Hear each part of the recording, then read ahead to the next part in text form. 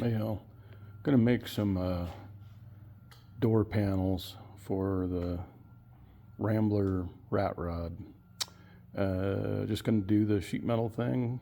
I don't have a bead roller or anything, so we'll just kind of throw a slab of sheet metal up there and throw on some fun handles and things. I got some ideas in mind, so bear with me and let's proceed. So first thing I'm going to do is throw some cardboard over that and cut out a template. Yeah, so here we go. Just this type of thin cardboard. It's going to take more than one piece. It doesn't quite make it all the way to the ends. But what I'm going to do is there's comparatively straight edge here at the bottom. So get that lined up, maybe line it up on this side over here. And then when you come up here, it's not missing it by much, but I think I'm gonna want to take the sheet metal all the way up here. This is where the wing window goes in. So I'll have some sheet metal going all the way up here, just like maybe like the original door panel would have done. I don't have those with me. And then I'll just tape a piece of cardboard on here and razor blade cut that out. I don't think I'm doing anything that anybody, there weren't 5,000 instructional videos on the how-to on that. So I will get to cutting in just a sec. So just real quick, laid some cardboard up there, taped this bottom side, taped the overlapping piece, and then just a real quick strip of tape on this side. So now I've got kind of two sides held down with base, and the door side here closed down because we have another overlapping piece to do up there. And then because I'm a one-handed doing this by my phone thing, no secret to doing this. I had overlapped this over the window crank and door opening handle area, those shafts, and then just did a star pattern with a razor blade over the top of both those, and then just push down and they pop right up in place. Then we'll lay down we can do the overlapping piece or just get the cutting and show you. I mean, there's no secret here. You guys have all probably, anybody tuning into this is probably not getting really anything new. Just maybe a slight variation on a theme by a total amateur. This is not my deal, but you can see, a couple dollars worth of this style of cardboard. So I do prefer this because it's pretty firm, yet it's thin enough to cut. Just using regular corrugated cardboard, not as flexible. So when you're doing oddball shapes, this stuff is way handier. The rest is just so simple as that, right? I probably will use the razor for 99% of it because I can get through it with this versus scissors or a utility knife. But utility knife would work just fine. Kind of hard to show you this and be accurate, so we're just doing the best we can. And I'm coming down the edge here. But you can see it comes off comparatively nicely. We're getting to a place where I don't have much overlap, so it's going to be a little bit wonky. And you can see how nicely that contours the cardboard. And yeah, I might be scratching my primer a little bit, but I'm not done. So there you go.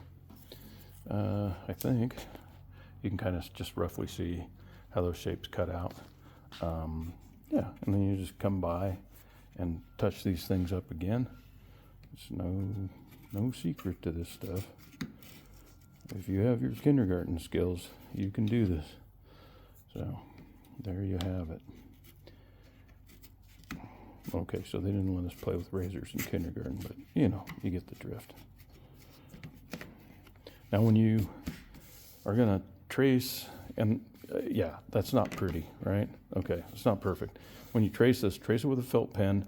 Stay on the outside edge of the felt pen when you trace it onto your sheet metal, so that you'll make it a little bit fat, and then come back and just use a flap wheel to tighten up your edges.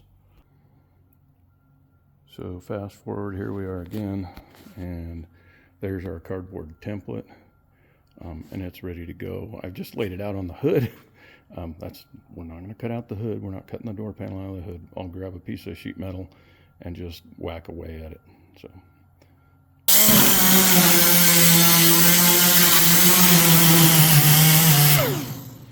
All right, then. Where we're at.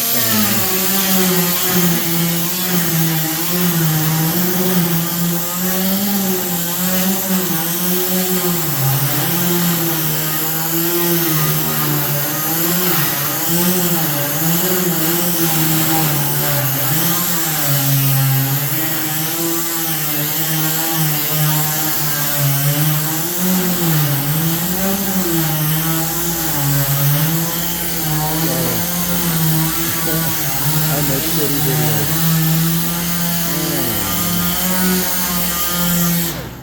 Well, here's the bottom line. We cut out our sheet metal. Wasn't a good way to really bring that in, but just followed the cardboard template, cut out some sheet metal. You can see, we've just got it sitting on top of there. Cut out our holes, just drilled out with a step drill bit the hole so that this guy fit in there. The hole's a little bit bigger here, and the reason is I can drop the shaft down a little bit deeper. I was hoping that what I found for making some fun crank handles and stuff, on this 59 Rambler, the inside diameter of 1/2 inch square tubing fits right around that dude right there. So I thought, hey man, let's do something fun with wrenches and so forth. And I cut out some things and welded them up and made some fun handles for these guys. So let's break those out. So first things first, just first crack at the door handle here. All right, here we go. Let's try that again. Sorry. Sorry. Okay, so I know it looks like garbage just yet. I gotta clean it up. But there we go. So there's that guy. And that guy can go, yeah, I might snug that up. I cut the shaft maybe a little bit long, but it's not terrible. Okay, so then here I made a little window crank. Same sort of thing with a, again, the tool-based theme. I even used a little screwdriver handle head. I got a lot of throwaway screwdrivers, so I just cut the plastic off and voila. So I got a few other pieces I'm going to add, and I'll show you. So one of the things I've done is made a dash insert, and so this is just the template that I use. Ran it through the planer to get the desired thickness, and at the end of the day I came up with this dash insert. Here, let me show you. So the original dash piece was my version. Unfortunately, it was kind of a rusty old chrome piece that had all but died, and so instead of trying to piece together a car that's not worth a lot of money, I bought the thing for $400 and just a shell. So let me show you where I'm headed with this. You can see that's basically the dash. We're gonna just kind of cover him up with a nice little wood piece. Okay, well, it's not gonna stay without some other things behind it, but you get the idea. So that's our dash insert. But that shape was like, that's kind of interesting. Can we do that somewhere else? And that's the idea. So I thought, hey, why don't I take that and play with that for the doors? So what I did was, with the dash insert idea, is I made little wood strips here for each door, and we'll finish the wood and all, but that's basically where they're going to mount up to.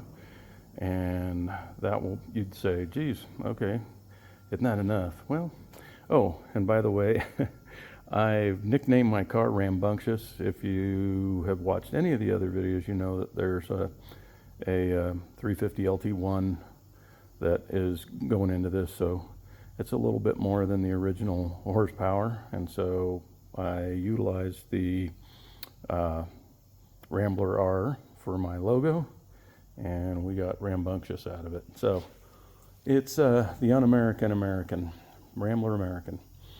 And let's go with one more piece. Some of the other stuff that I've been doing is kind of what's laying around here, can I use theme?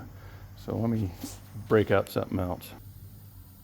All right, so playing around with some leftover goodies. I had a welding smock that I kind of cut up, and this would provide like little pockets in the door that you could stick stuff in. Doubt it'll happen, but, and then I never use these hammers anymore. Most of what I do is MIG welding. Don't end up with a lot of slag, so the welding hammer has been donated to the cause. Just mounted it on a couple of pieces of pipe. I'll do a better job here and clean this all up and make it a little smoother, but you, from this angle, you're kind of getting the idea where I'm headed, what I'm doing.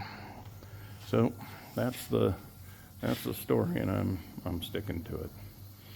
And pretty soon we'll get this sucker painted.